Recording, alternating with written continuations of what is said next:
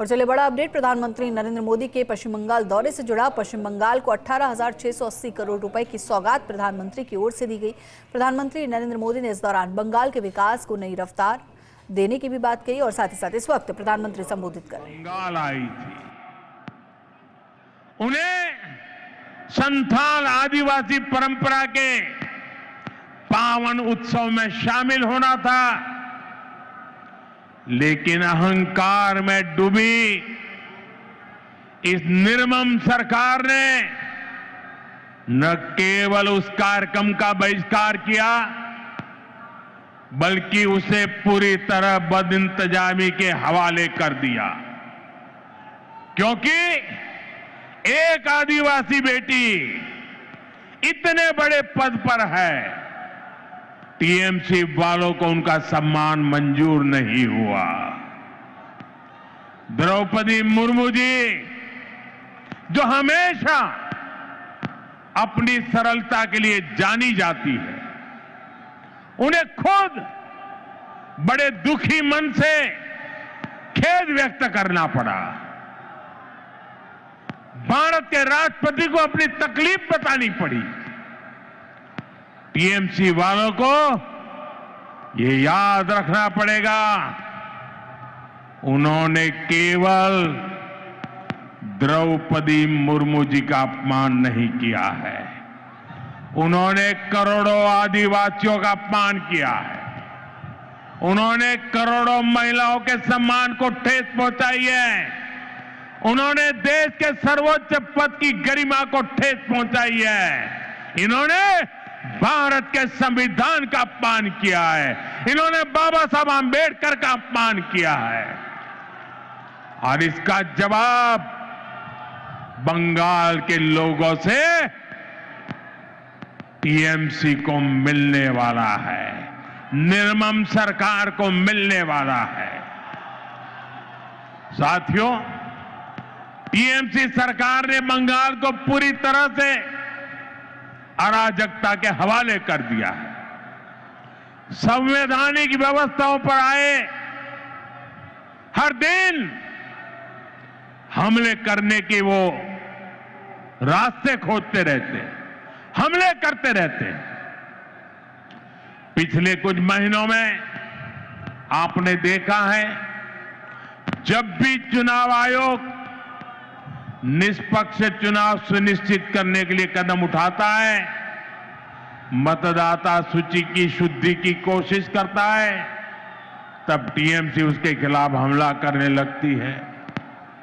जो संस्था स्वतंत्र और निष्पक्ष चुनाव कराने के लिए जिम्मेदार है, उसी की विश्वसनीयता पर सवाल खड़े किए जाते हैं।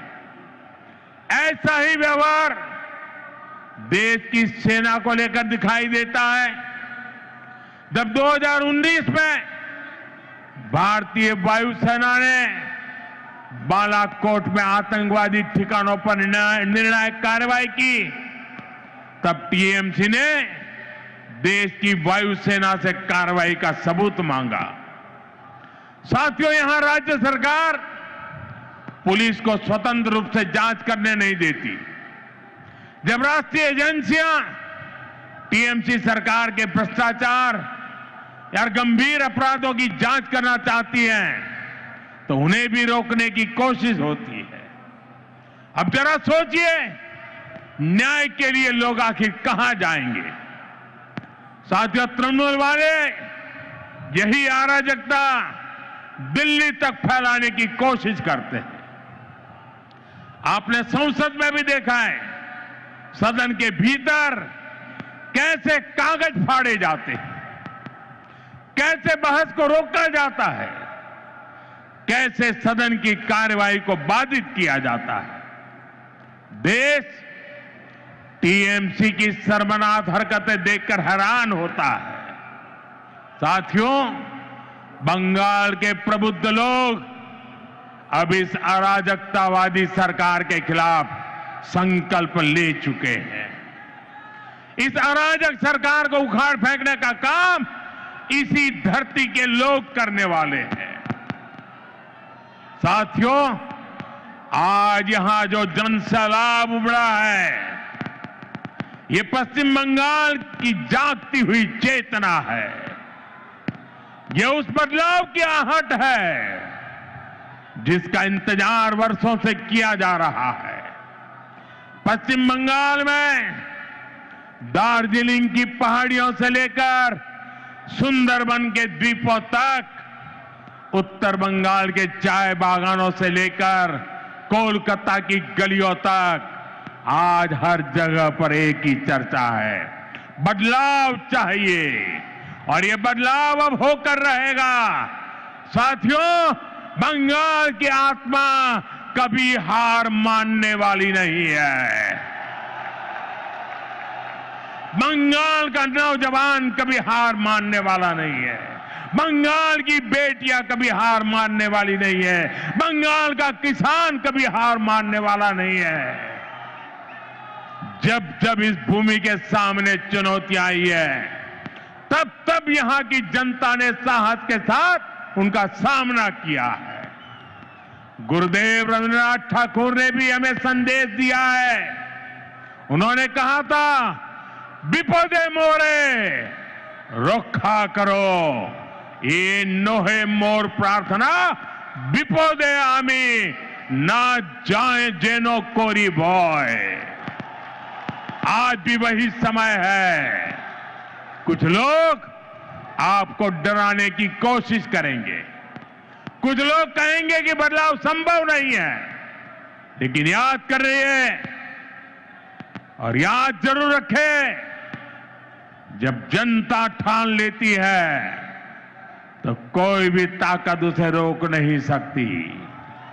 और बंगाल की जनता ने जब भी ठाना है, इतिहास बदल कर दिखाया है।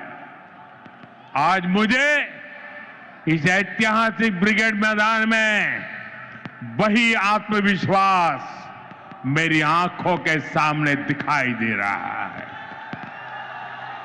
याद रखिए, इस बार चुनाव सिर्फ सरकार बदलने का नहीं है।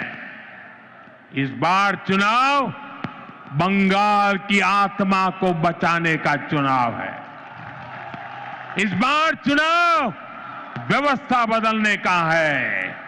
इस बार चुनाव कटमनी से छुटकारे का है।